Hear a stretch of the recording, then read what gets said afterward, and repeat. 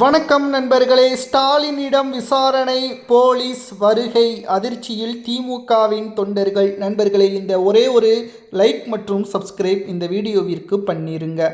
திராவிட முன்னேற்ற கழகத்தின் ஆட்சி முழுவதுமாக கலைக்கப்பட்டு முதல்வர் விஜய் அவர்கள் பதவியேற்றவுடன் வெள்ளை அறிக்கையை வெளியிடுவேன் என்பதை தெரிவித்திருந்தார். தற்பொழுது விசாரணை ஒவ்வொன்றும் தீவிரமாக அடுத்த கட்டத்திற்கு சென்றுள்ளது. 3 முக்கியமான கையெழுத்துக்களை பதிவு செய்தார் என்பதை நேற்றே நாம் பேசியிருந்தோம். ஆளுநரிடம் கொடுத்து விட்டார் என்பதையும் கூறியிருந்தோம். தற்பொழுது அடுத்த கட்டமாக ஆளுநர் தற்பொழுது மத்திய உள்துறை அமைச்சர் அமித்ஷா அவர்களிடம் அனைத்து ஆவணங்களையும் சமர்ப்பித்து விட்டார். இதனால் தமிழ்நாட்டில் நடக்கக்கூடிய நிகழ்வுகள் அடுத்த கட்ட நடவடிக்கை என்ன என்பதை தான் நாம் இந்த வீடியோவில் முழுமையாக பார்க்க போகிறோம். திராவிட முன்னேற்ற கழகத்தின் ஆட்சியின் பொழுது கிட்டத்தட்ட பல ஆயிரம் கோடிகள் முறைகேடு செய்யப்பட்டிருப்பதாகவும் 5 லட்சம் கோடி கடன் வாங்கியதும் அதில் மக்களுக்கு சரியான ஒட்டுமொத்த திட்டங்களை செய்யாததும் திமுக அதில் முறைகேடுகள் இருந்ததாகவும் பல்வேறு குற்றச்சாட்டுகளையும் முன்வைக்கப்பட்ட நிலையில் தற்பொழுது விசாரணையில் பல திடுக்கிடும் தகவல்கள் வெளியாகும் என்றும் கூறப்படுகிறது. மேலும் இதில் முதலாவதாக ஸ்டாலின் அவர்களது பெயரை இடம்பெற்றிருப்பதாகவும் KN நேரு மற்றும் பொன்முடி, தங்கம், தென்னரசு, அது மட்டுமல்ல துரைமுருகன் இவர்களது பெயரடங்கிய அந்த லிஸ்டை ஆளுநரிடம் முதல்வர் விஜய் அவர்கள் சமர்ப்பித்திருந்தார். அமலாக்கத்துறை அதிகாரிகள் யாரை விசாரணைக்கு முதலில் அழைப்பார்கள் என்று பெரிதளவில் எதிர்பார்க்கப்பட்ட நிலையில் தற்பொழுது KN நேரு அவர்கள் மீது FIR பதிவு செய்து விசாரணையும் ஒரு பக்கம் நடத்தவுள்ளதாகவும் தகவல்கள் வெளியாகியிருந்த நிலையில் தற்பொழுது யாரும் எதிர்பார்க்காத வகையில் தற்பொழுது FIR பதிவு செய்யாமல் ஸ்டாலின் அவர்களிடம் முதற்கட்ட தகவல்களை கேட்டறிவதற்கும் கடந்த ஆட்சியில் திமுக செய்த நலத்திட்ட உதவிகள் பற்றியான கோப்புகள் யாரிடம் இருந்து பெறப்பட்டது, எதற்காக 5 லட்சம் கோடி கடன் வாங்கியது, அந்த துறை சார்ந்த நிர்வாக பொறுப்புகள் அனைத்தும் யார் கவனத்தில் வந்தது என்பதை அனைத்தையெல்லாம் திராவிட முன்னேற்ற கழகத்தின் தலைவர் ஸ்டாலின் அவர்கள் வெளியிடக்கூடிய அந்த ஒட்டுமொத்த தகவல்களை வைத்துதான் திமுக அடுத்த கட்ட நடவடிக்கைகளில் சிக்குமா சிக்காதா என்பதை தெரியக்கூடிய வகையில் அமைக்கப்படும். திராவிட முன்னேற்ற கழகத்தை பொறுத்தளவிற்கு ஸ்டாலின் அவர்களுக்கு மிகப்பெரிய ஒரு தலைவலியாக மாறிவிட்டது. திராவிட முன்னேற்ற கழகம் இனி ஒவ்வொரு நிகழ்வுகளையும் திமுக அதிர்ச்சியடையக்கூடிய வகையில்தான் அமைக்கப்படும். ஏனென்றால் ஆளுநர் அமித்ஷா அவர்களிடம் கொடுத்த அந்த தரவுகளின் அடிப்படையில் டெல்லியில் இருந்து காவல்துறை அதிகாரிகள் ஒவ்வொருவரும் திமுகவின் கோபாலபுர குடும்பத்தில் உள்ள நபர்களை குறிவைத்துள்ளது. ஸ்டாலின் வீட்டில் முகாமிடவும் தயாராக வந்துவிட்டார்கள் டெல்லியிலிருந்து காவல்துறை அதிகாரிகள். அதிர்ச்சிக்குள்ளாகிய ஸ்டாலின் அவர்கள் என்ன செய்வதென்று தெரியாமல் அதிர்ச்சியில் ஒவ்வொரு நிமிடமும் பதற்றத்திலேயே இருக்கிறார். ஏனென்றால் அவர் MLAவாக இருந்தாலும் கூட சிறப்பு நீதிமன்றமான MLA மற்றும் MPக்களுக்கான நீதிமன்றத்தில் முன்ஜாமீன்களை பெற்றுவிடலாம். ஆனால் அவர் தற்போது சாமானிய மனிதர்களில் ஒருவராகத்தான் இருக்கிறார். எந்த ஒரு பதவியும் கிடையாது. முன்னாள் அமைச்சர் பெற்ற பெயரை மட்டும்தான் அவருக்கு சொந்தம். ஆனால் MLAவாக இருந்தாலும் கூட அவர் சாதாரணமாக அவரை விசாரணை செய்ய முடியாமல் இருக்கும்.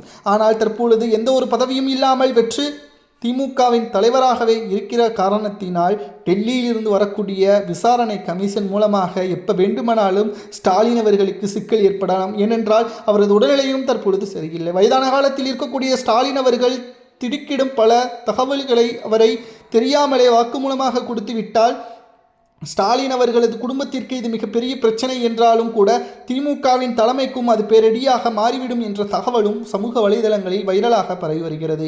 மேலும் கோபாலபுர குடும்பத்தில் எடுக்கப்பட்டுள்ள மிக முக்கியமான ஒரு தகவல்கள் வெளியாகியுள்ளது. சபரீசன் அவர்கள் திமுகவின் நிகழ்வுகளில் கலந்து கொள்ளக்கூடாது.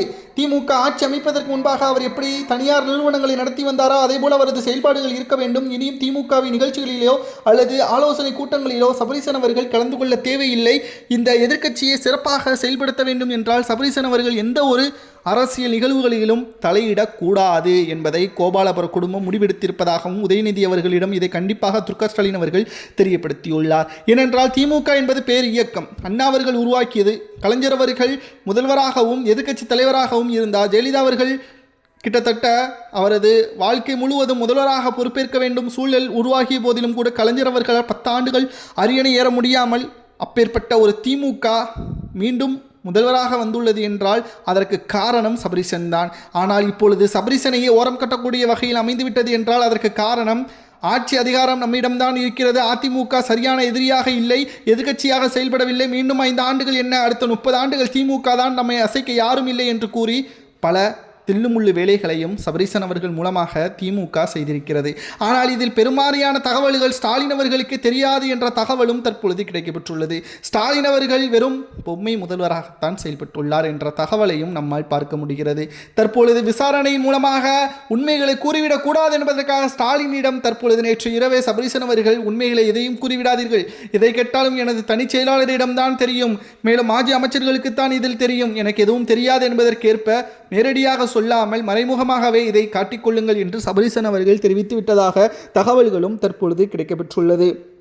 திமுக ஆட்சி கவிழ்ந்துவிட்டால் அதிமுக ஆட்சிக்கு வந்தால் ஊழலை சரிபாதியாக பிரித்துக் கொள்ளலாம் என்று நினைத்த திமுக அதில் எதுவும் நடைபெறாமல் புதிதாக ஒரு மாற்றங்கள் வந்த பிறகு எது நடக்கக்கூடாது என்று ஸ்டாலின் நினைத்தாரோ அது ஒவ்வொன்றும் நடந்து கொண்டிருக்கிறது. மாஜி அமைச்சர்கள் மீது எஃப்ஐஆர் பதிவு மட்டுமல்லாமல் திமுகவில் இருக்கக்கூடிய நிர்வாகிகளை பயத்திலும் ஒட்டுமொத்தமாக உள்ளாட்சி தேர்தல் நடைபெறக்கூடிய நேரத்தில் தற்பொழுது விசாரணை கமிஷன் என்ற முறையில் ஒவ்வொரு நாளும் பயத்திலேயே திமுகவின் தலைவர் இருப்பதாக தகவல்களும் சமூக வலைதளங்களில் நம்மால் பார்க்க முடிகிறது.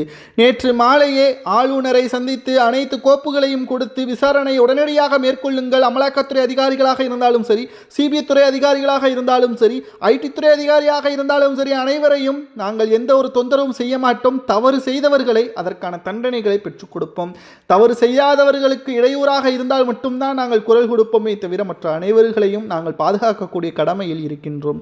கடந்த ஆட்சியில் செய்த ஊழல்கள் மற்றும் கஜானா காலியாகக்கூடிய வகையில் செய்தது யார் என்பது ஸ்டாலின் அவர்களுக்கு நன்றாகவே தெரியும். எந்த துறைக்கு எவ்வளவு கோடிகள் ஒதுக்கப்பட்டது, ஸ்டாலின் அவர்கள் எதற்கெல்லாம் கையெழுத்து போட்டார் என்ற விசாரணை ஒவ்வொன்றும் திடுக்கிடும் தகவல்களாக வெளியாகும் என்ற செய்திகள் கிடைக்கப்பெற்றுள்ளது. மேலும் பலரும் விஜய் அவர்கள் பழிவாங்குகிறாரா என்ற ஒரு கோணத்திலும் கூறி வருகிறார்கள். இதில் பழிவாங்கக்கூடிய எண்ணம் என்ன இருக்கிறது? தவறு செய்தவர்கள் அதற்கான தண்டனைகளை பெற வேண்டும் அல்லவா? அதைத்தான் முதல்வர் விஜய் அவர்கள் செய்கிறார் என்று ஒரு பக்கம் கூறி வருகிறார்கள். மக்களாகிய நீங்கள் தான் அதை கமெண்ட் வாயிலாக கூற வேண்டும். தற்போது இருக்கக்கூடிய பிரச்சனைகளுக்கு யார் காரணம் என்று பார்க்கும் பொழுது 3 பேர் தான். முதலில் சபரீசன், இரண்டாவது சேகர்பாபு, மூன்றாவது உதயநிதி. இவர்கள் 3 நபர்களுக்கு முக்கியமான பதவிகளும் குறுகிய காலத்தில் அதிகாரங்களும் அனைத்தையும் ஸ்டாலின் அவர்கள் செய்ததுதான் தவறு. கலைஞர் காலத்தில் பல ஆண்டுகள் அவருக்கு உறுதுணையாகவும் துணை முதல்வராகவும் ஸ்டாலின் அவர்கள் இருந்தார். ஆனால் அனைத்தையும் கற்ற பின்னும் கூட தவறான செயலை தான் ஸ்டாலின் அவர்கள் செய்துள்ளாரா என்ற கேள்விகளையும் நம்மால் பார்க்க முடிகிறது.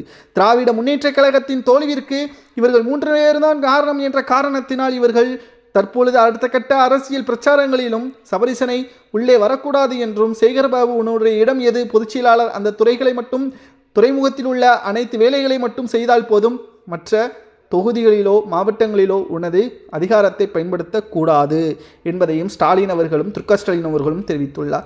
இன்னும் 2 நாட்களில் விசாரணை நடைபெறும் என்ற தகவலும் வெளியாகியுள்ளது. விசாரணையின் பொழுது என்ன நடக்கும் என்பதை பொறுமையாக இருந்து பார்க்கலாம். வீட்டில் போலீஸ்கள் குவிக்கப்பட்டாலோ, போலீஸ் வருகையாலோ திமுக என்ன வேண்டுமானாலும் செய்யலாம். இதற்கும் விஜய்க்கும் எந்த ஒரு சம்பந்தமும் கிடையாது. ஏனென்றால் முதல்வர் விஜய் அவர்கள் அவரது வேலையை தான் சரியாக செய்கிறார் என்றும் சமூக வலைதளங்களில் பதிவுகளையும் நம்மால் பார்க்க முடிகிறது. நண்பர்களே, 5 லட்சம் கோடி கடனுக்கு யார் காரணம், அவர்கள் என்ன தண்டனை கொடுக்கலாம் என்பதை மட்டும் உங்களது கருத்துக்களை கமெண்ட் வாயிலாக கூறுங்கள்.